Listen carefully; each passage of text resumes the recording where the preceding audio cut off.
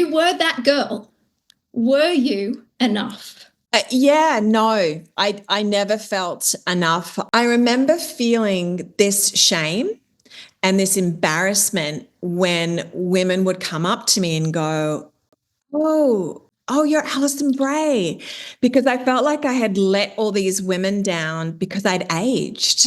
I also remember this point through perimenopause where I just thought, my God, when am I going to actually start speaking kindly to myself?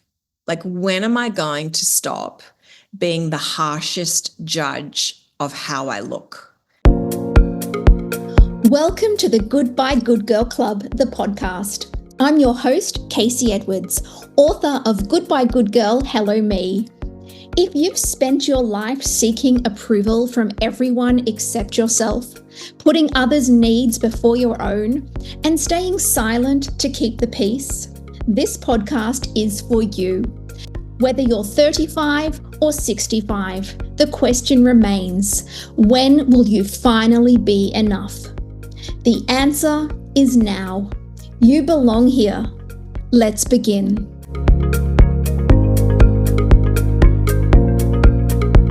Hello, everybody, and welcome to the Goodbye Good Girl Club. I am just so excited to see you here. And I am coming to you from Melbourne, Australia, where I am very fortunate to live on the beautiful lands of the Bunurong and Wurundjeri peoples of the Kulin Nation.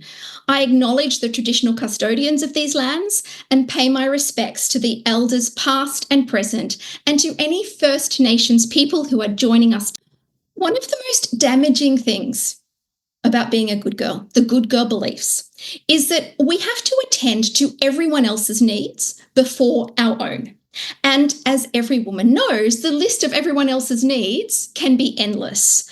So the fact that you are here, that you are prioritizing this 1 hour to come here and fill your bucket and share space with other smart, funny, supportive, and inspiring women, and perhaps challenge some of the beliefs that are not contributing to the life that you want to live. It is not just an act of self-love, it is actually an act of rebellion, because women in our society are rarely encouraged to do things wholly for themselves. I am Casey Edwards.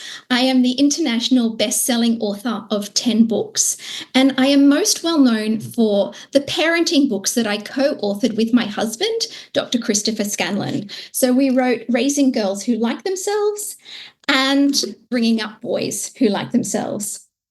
And my most recent book, which inspired the club, is Goodbye Good Girl, Hello Me. Now, this is not just a book to me. It's actually what I hope to be a contribution to a movement. I feel like we have reached a moment in time where women are starting to realize that they deserve more. And I hope that Goodbye Good Girl will be a roadmap to reject those rules that benefited everyone except us, and also to write our own rules. And one woman who has done just that, she has written her own rules and inspired so many other women to write rules that work for them, is Alison Brahe Daddo. I feel a bit giddy right now, everyone, because most of you probably know that Alison was Australia's sweetheart and it girl in the 80s and 90s. And I have been fangirling Alison since I was 12 years old, and wishing that she was my BFF. So now, even as a grown woman, Alison, I am still a massive fan of you and your work. And I'm so pleased that you have joined us. Alison is a leading voice in perimenopause and menopause. She has written the wonderful bestseller that I highly recommend, Queen Menopause.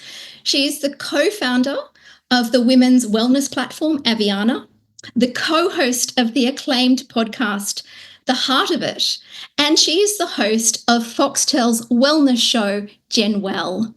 So Alison and I, we're going to be chatting for about 30 minutes. That's okay with you, Alison?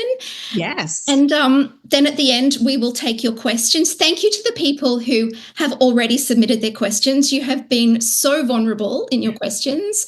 And I look forward to both Alison and me doing that vulnerability justice when we get to those questions. And then at the end, if you would like to stay, there is absolutely no obligation, but if you'd like to stay at the end, Alison and I will be talking about Aviana, her wellness platform. Let me get started, Alison, with the very first question for you. And I would like to paint a picture, set a scene. It is 1998, and I am 12 years old, and I am sitting on my bed in Brisbane, suburban Brisbane, and Cyndi Lauper is playing on my tape deck, and Impulse body spray is in the air around me, and I am flicking through Dolly magazine, and I see you on the cover.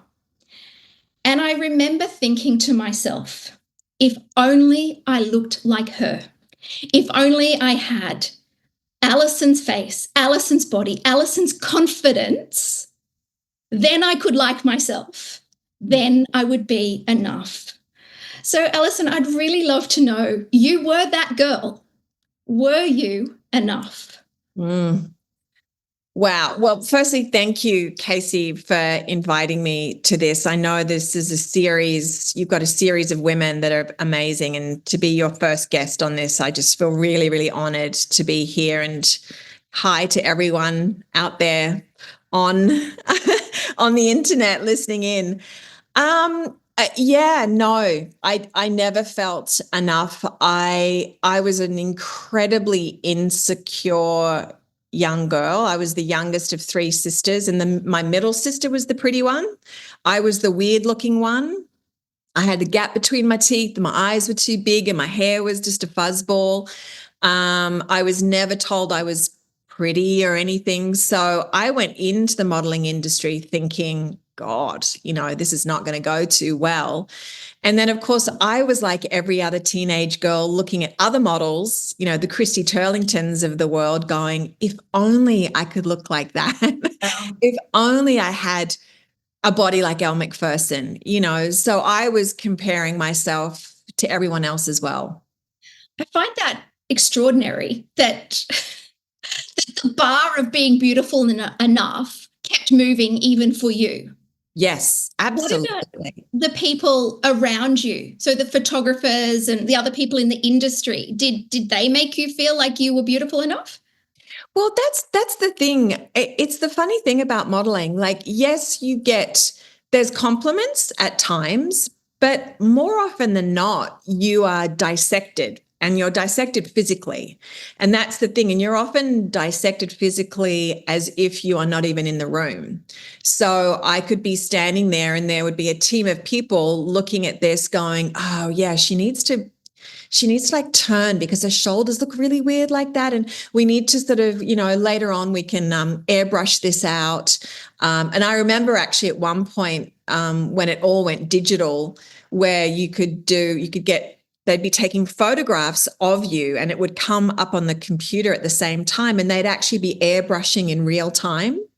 So it was just like, you were really dissected, and you were looked upon as, you certainly weren't there for your brain, for your opinion, what you had to say. You were just there to make the clothes look good, hopefully. And if you didn't, you weren't that great, So yeah, you were pushed around and shoved around often and told to think hot in -2 degrees and told to think cool when you were boiling hot and in a fur coat or whatever.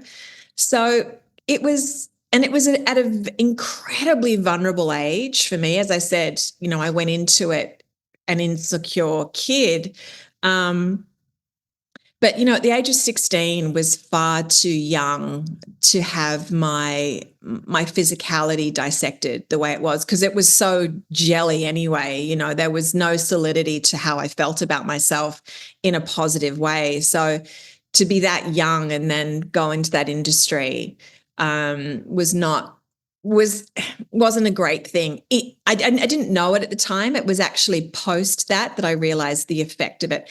And that's not to say I'm not entirely grateful for so much of my career. I was, you know, I did have, a modicum of success, of course, and that was great. And Yes, a little bit. Yeah.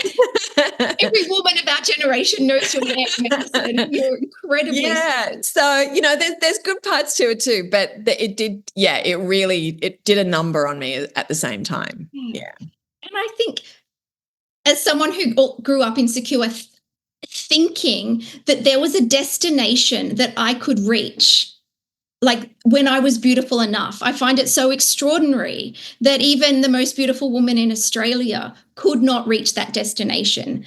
And just the problem is in the striving. The problem is in the belief that that's the answer to our insecurity. Yeah. Yeah, exactly.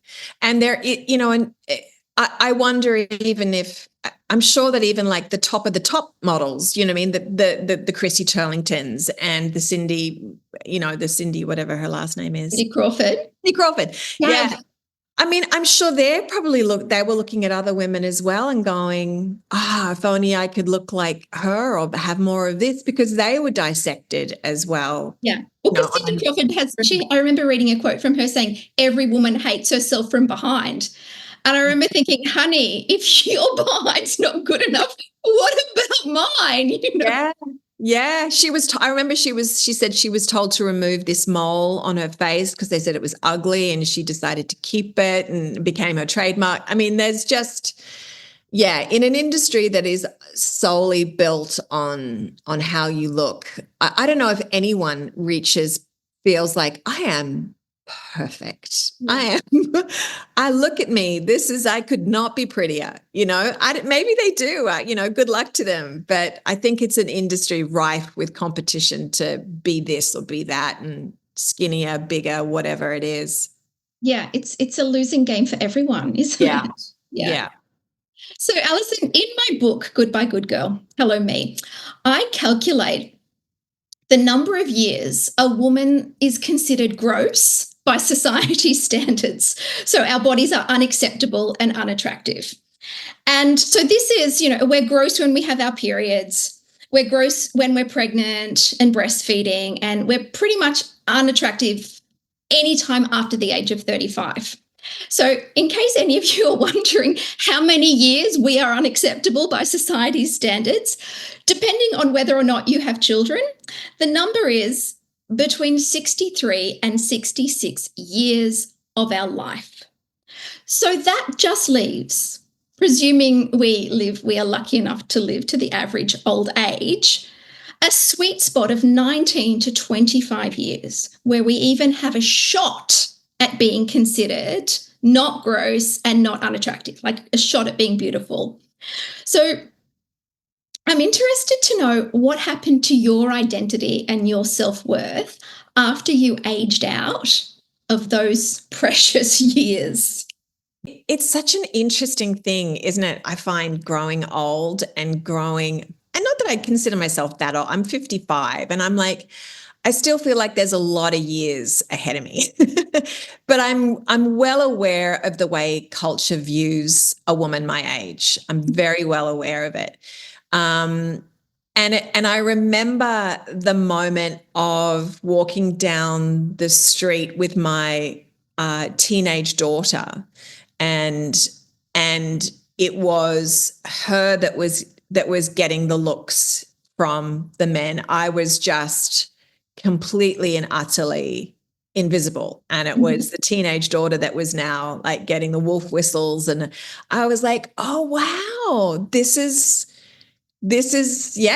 my I've become invisible in that way. For me, I actually was okay with that though, because in a lot of ways, being visible and wolf whistled or seen in that way became somewhat fraught with danger and fraught with anxiety for me. So there was sort of a peace in becoming slightly invisible in a lot of ways. And then as I've aged, though, what's happened in my aging, I've stepped much more into being able to have opinions and being able to talk more and people asking my opinion. So it's been this weird thing where it's like I'm not sort of looked upon, I don't feel in any way of beauty, but I'm now being asked to come on here and you're asking my opinion on something.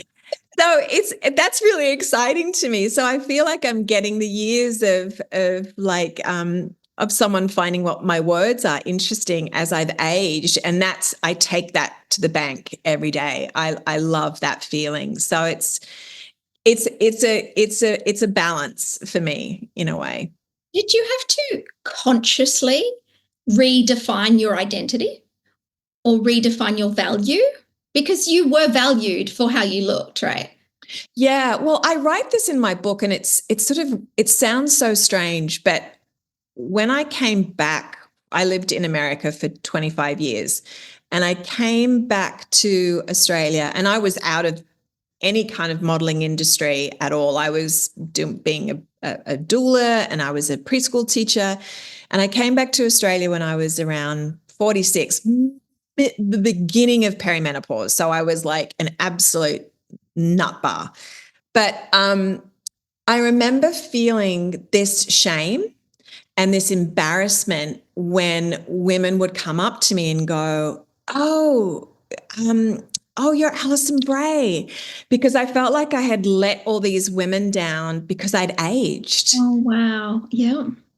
And I was like, and it took me a long time to sort of get through that feeling of like wanting to apologize to these women. I'm like, yeah, I know I was, and I was cute when I was like 16, and I'm really sorry now because I'm like, I have, a big belly, and I'm like I'm flabby, and I've got lines on my face, and all of this stuff that went through my head of like having to apologize for aging out of my dolly years. Mm-hmm. And no one gave a shit. No one cared. It was all my head. No one was judging me, I don't think. But no one said anything anything like that. No one said, "Oh, you got old," or it was just my thoughts and my head with it. So I think that the change that I needed, that I had to make, was going into how I felt in my body rather than how I looked. Mm-hmm. That was something that, and I was lucky because I'd had many years in America where what I looked like didn't matter. And becoming a preschool teacher was probably one of the best things because those kids did not give a crap what I looked like. They just cared if they were cared for and loved and read a good book and had a little puppet show every now and again. So I was aware that I was already starting to grow that part of me. And then being able to just talk about menopause and writing that book and everything that's kind of launched a side of me that's been, I've been really grateful for, because of course, there's times that I look in the mirror and I go, all right. But more often than not, I just feel grateful that, kind of grateful that I am alive and that everything's working as well. Because I also remember this point through perimenopause where I just thought, my God, I just have been, when am I going to actually start speaking kindly to myself? Like, when am I going to stop being the harshest judge of how I look? And one of my beautiful youngest daughter, because I was saying something horrible to myself in front of the mirror one day of, I'm so fat and I can't fit in my jeans anymore or whatever.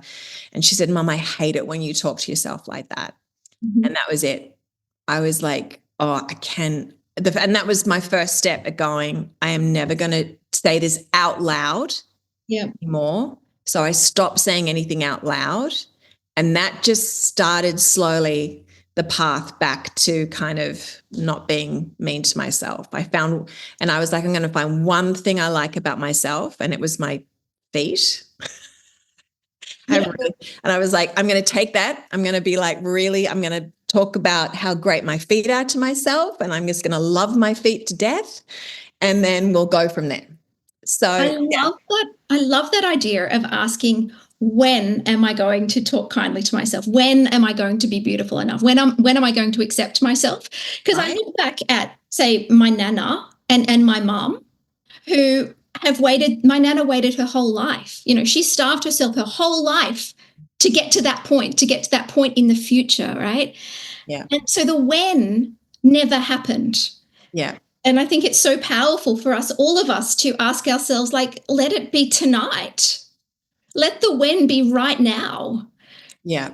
Because it is a choice that we have to make, and no one's going to make it for us. Like, there's no destination we can reach. There's no external person who's going to give it to us. It has to be us making that decision that the when is now. Yeah, absolutely. And I started asking myself for the first time, and this was, I'm sure a lot of people will relate to this, because I was everyone else first, as good girls do, everyone else first, me, like I wasn't even on the list, as far as priorities. But I remember the first time I started asking myself, and this has really literally been in the last 7 years, is what do you need today? What do I need today? And it was like, oh, okay, I actually kind of need to just, I don't know, I just need to go read a book. I actually just need to do this. I think I need to eat this. I need to maybe book a massage. Oh my God, can I do that? And that was something I had never, ever, ever asked. You hear it all the time. You have to put yourself first. This is how children learn. And da da da da da, and all that. And I knew it. I knew it inside out. It was like, yeah, I know it. I never did it. Yeah. I never did it until in the last 7 years, until I was in perimenopause, where I felt like it was either I give myself what I need or I'm going down a black hole that might not be too pretty and I'm never coming out of, sort of thing. I love that. What do I need today? Because, like you say, even the message about putting yourself first, like when they say fit your own oxygen mask first, it's so you can help the person next to you, right? When we do self-care, it's so we can survive, so we can care for everyone else, right? Yeah. Like, Yeah. so rarely do we do something because it is just what we need. Yeah. Yeah. That's so Love true. that question. I know that was not the way women, well, not any woman that I know was trained, just to be, it's like, how to sacrifice, if you're a mother, you sacrifice for the kids. If you're a wife, you sacrifice for your husband. And I lived that. I absolutely lived that. Yeah. And it's such a revolutionary act to say, my needs, my dreams, my desires, my hopes, my fears, my opinions are just as valid as all the other people around me. So that doesn't mean that we're being narcissistic. It just means that we are elevating ourselves to the same level as where we've put everyone else our whole lives, right? I know. And it feels so foreign. Like, that's the crazy thing, that it really has felt very foreign to me. Exciting, and I've loved it, but what a foreign concept, which is crazy that it took me that long to get there. And I heard a term the other day, you might know it, Casey, is desire shame, where there's different kinds of shame.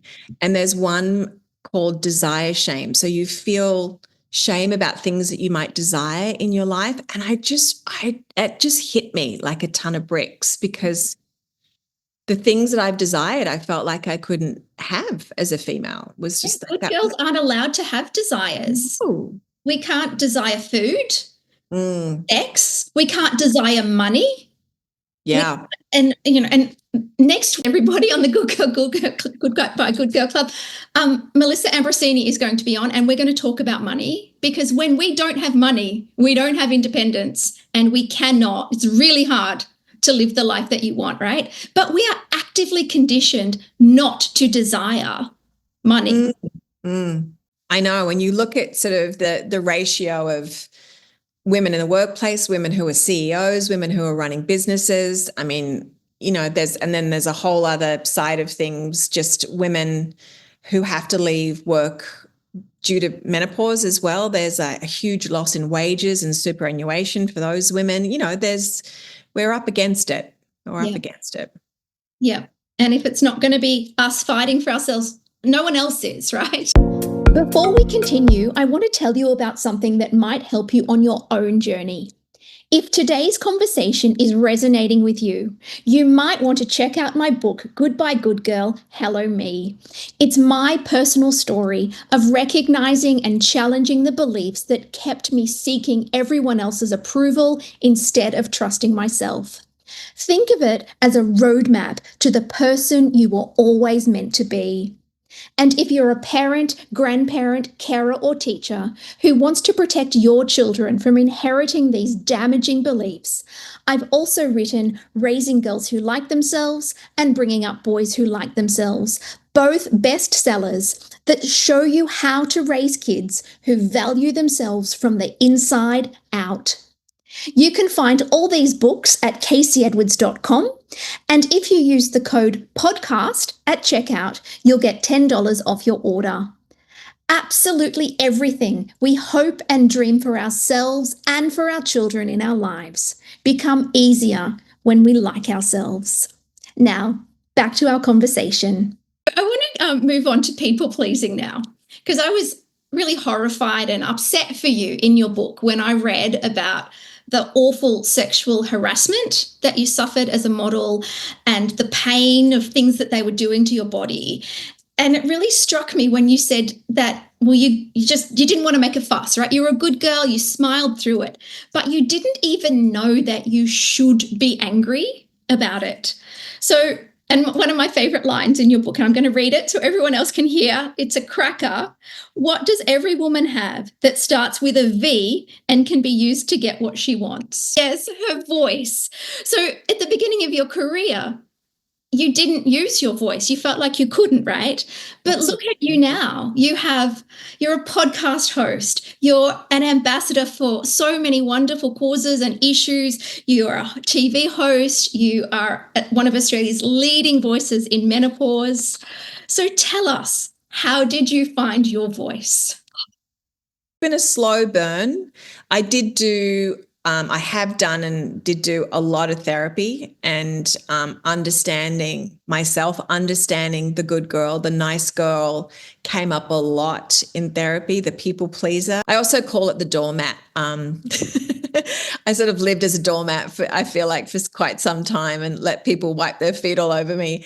And I actually think it was probably what really skyrocketed it in a lot of ways was writing Queen Menopause. And I, hand on heart, I really thought about 14 people would buy that book and like 10 of them would be family members. I thought no one is going to want to read a book about menopause from an ex-model. Like that's just ridiculous. And that was 3 years ago already that book came out. And it just, I wrote it from the most rawest place that I could. I wrote it, dance like no one's watching. I was like, write like no one's going to read it.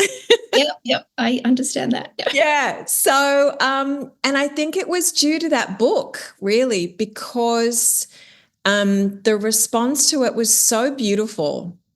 And there was so much healing in it for me, being able to have my voice and have my voice heard by other people. And then for it to connect in such a way that I had women coming up saying, thank you. And this really resonated with me.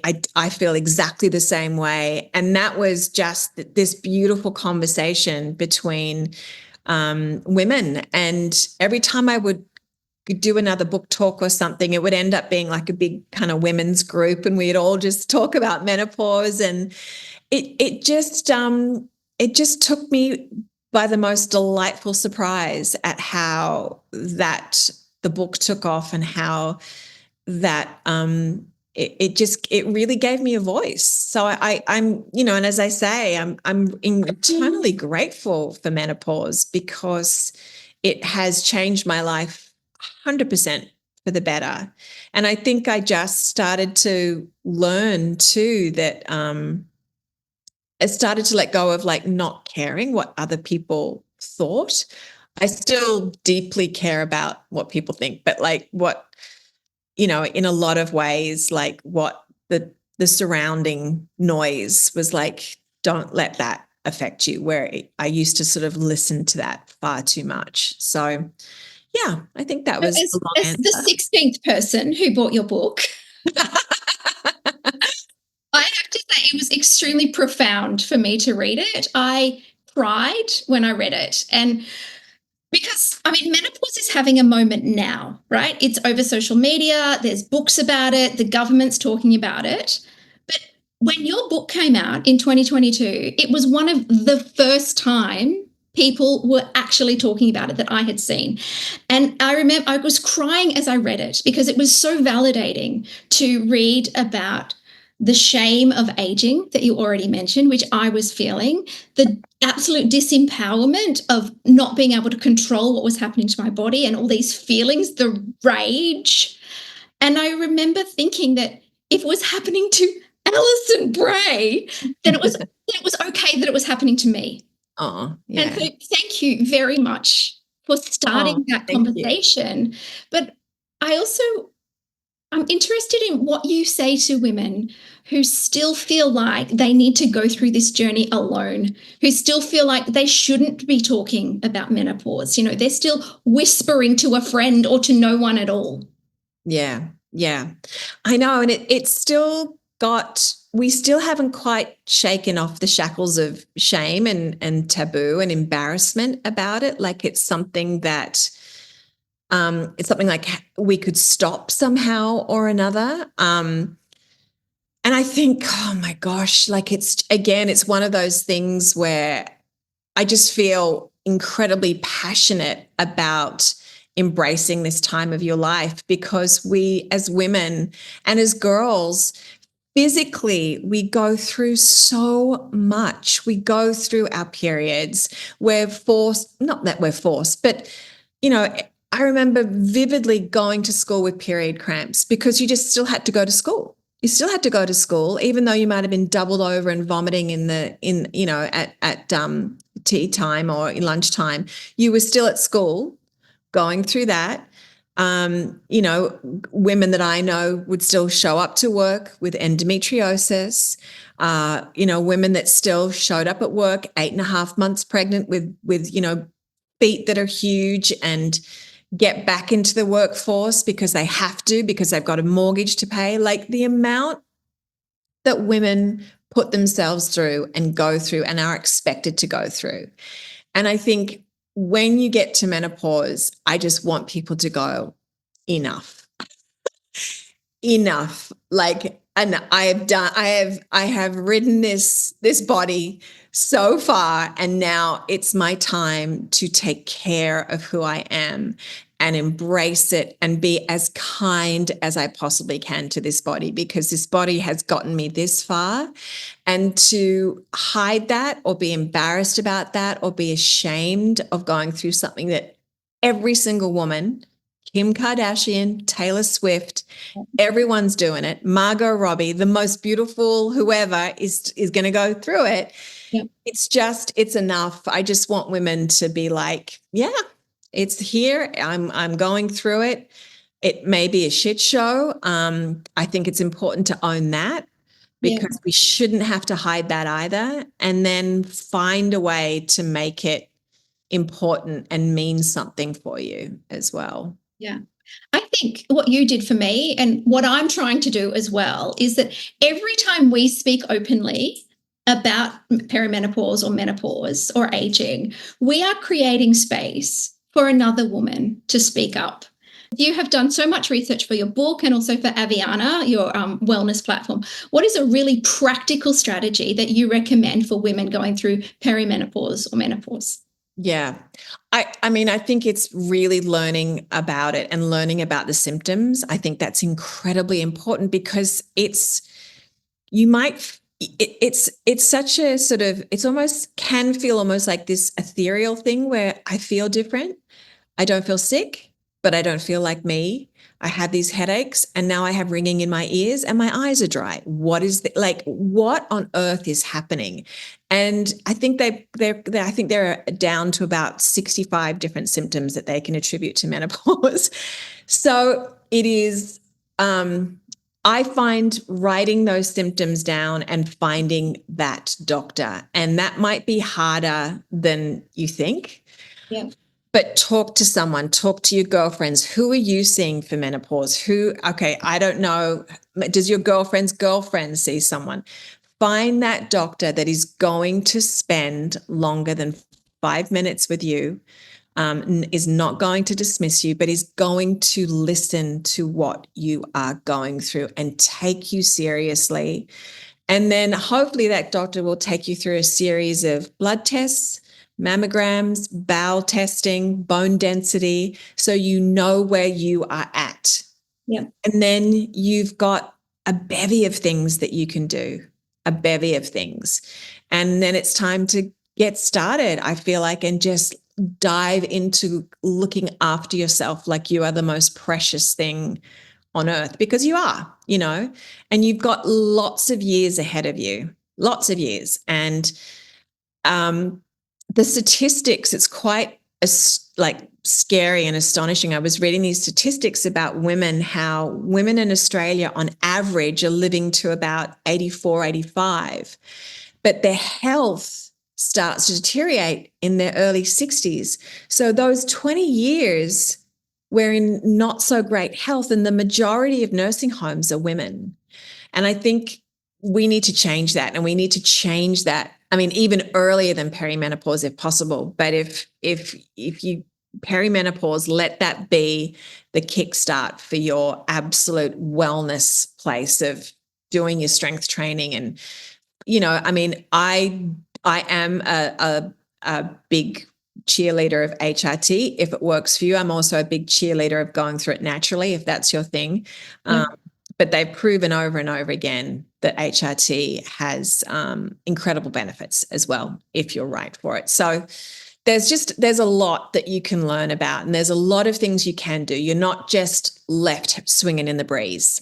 Yeah, I just want to pick up on a couple of comments from people who said that their doctors laughed at them, told them they weren't going through it, or they'd already been through it. And I just think that there is this idea in the medical profession that we need to suffer a certain amount before we are allowed treatment or before our symptoms are taken seriously. And if you have a doctor like that, get another one, right? Absolutely. We absolutely need doctors to take our symptoms seriously. And I am on HRT, and look, it's changed my life. It really has. And I talk about it a lot because I was talking to a woman the other day who told me that she was anxious. And then I walked away and thought, oh my God, how old is she? Because that was a symptom. Suddenly I started having these doom attacks, and I had no idea that that was a menopause symptom. And then HRT has stopped them, right? Yeah. So it's like we need to talk about it, and we all deserve doctors who take us seriously. Absolutely. And I mean, I think, and a lot of the doctors who do know about menopause will often be the first ones to say, I had to go and find a course on menopause because it's just not taught in, I think people talk about there was a day on hormones, or there was 15 minutes on women's hormones, and women's hormones are the biggest health crisis often for women from the age of 45 onwards. It affects everything. Our estrogen receptors are all through our bodies, our bone density, our heart health, dementia. It's all run through hormones. So if we're not balanced, there's so much that can go wrong for us, and it's so easy to fix as well. So yeah. Okay, one final question from me before we get on to the other questions. Alison, if you could go back in time and talk to your 20-year-old self, what would you whisper in her ear? I thought about this, and it's like, I'd love to be able to tell her, you're enough. Remember, it's important to say no, and you don't have to explain why you're saying no. I don't know if I would have listened at 20 at the same time, but I hope I would have enjoyed life a little bit more. I think I was so concerned about other things and other people and things far too outside of myself and far too outside of my control. Yeah, choose the fun, right? Choose the Why fun. not? Absolutely. Yeah. Yeah. Just going to bring up some questions. Thank you again. Thank you so much for the people who sent them through. The first one is from Florencia, and she says, can we still reprogram ourselves? Or is it more meaningful to embrace who we are and build anew upon that foundation? Well, I think it's almost the same thing in a way. Like, I think, you know, the reprogramming is sort of building anew, in a sense. And I found that it's it's a day-to-day process of reminding myself that it's how I feel. It's how I feel that matters. It's, do I feel happy? Do I feel strong? Okay, if I'm not feeling joy today, what do I need to do that will bring me joy? So I think it's, we're always going to probably be fighting the culture of how women, need to be seen, want to be seen.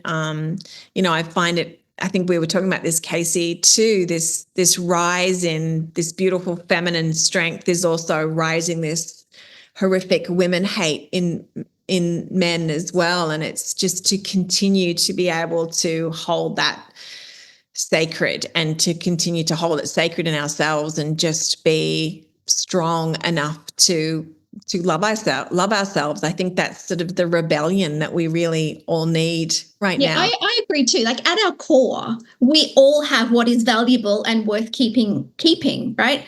The things that we need to think about are those beliefs that we have absorbed in our culture. And just my response to that about can we reprogram ourselves? If that wasn't possible, we would not be here. Good girl Casey would never have put herself out like this. Yeah. She would have feared failure. She would have waited for permission, and she would never have been so audacious. So we can change these things. It's not easy, but not changing can often be harder, right? Yeah. And I would have been trying to figure out what you wanted me to say. Right.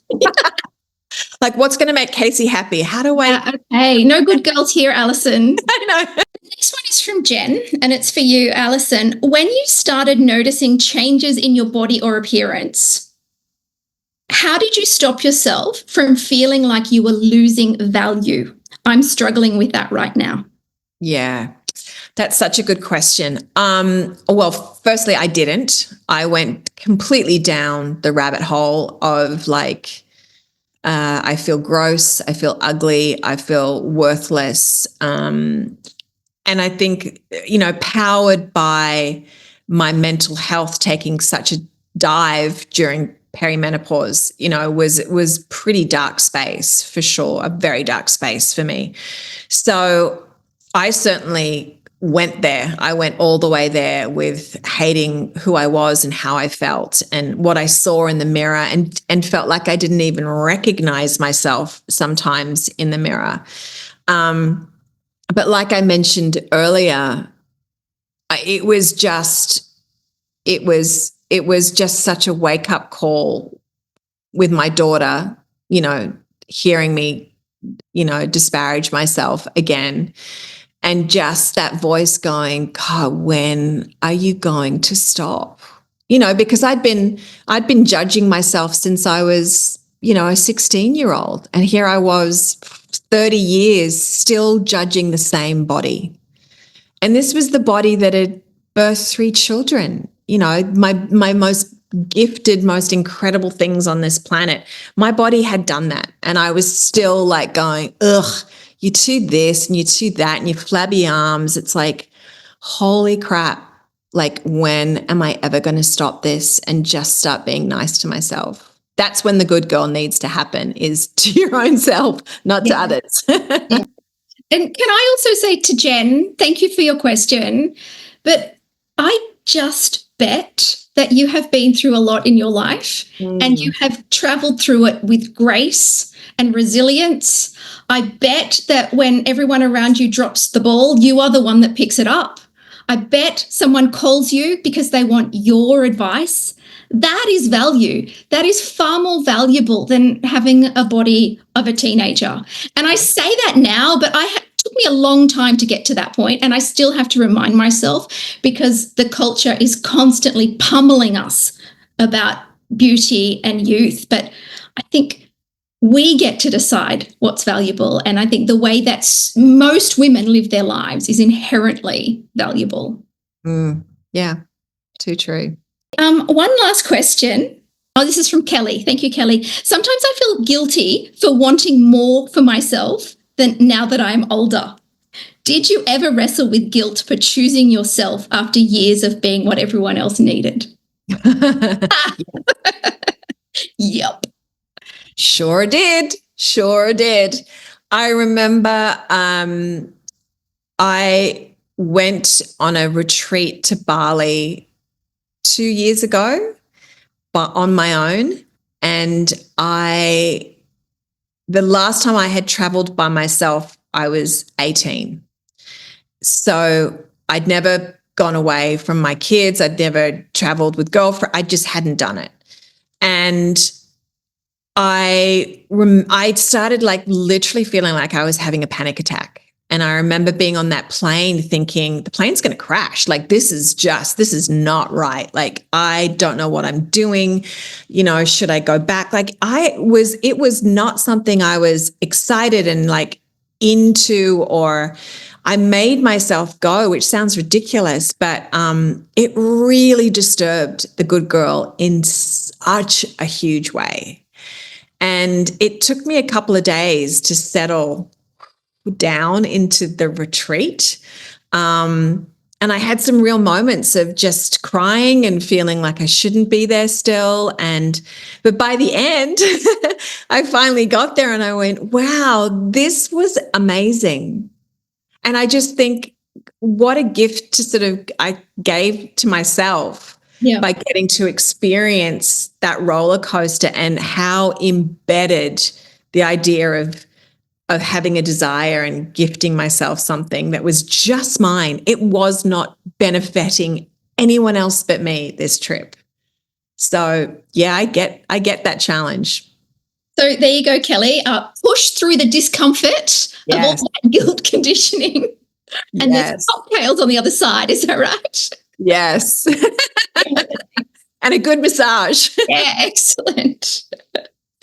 There's only a few minutes left, and what I'd like to do now is just ask Alison to tell us a little bit about Aviana, which is her wellness platform for women in perimenopause and menopause.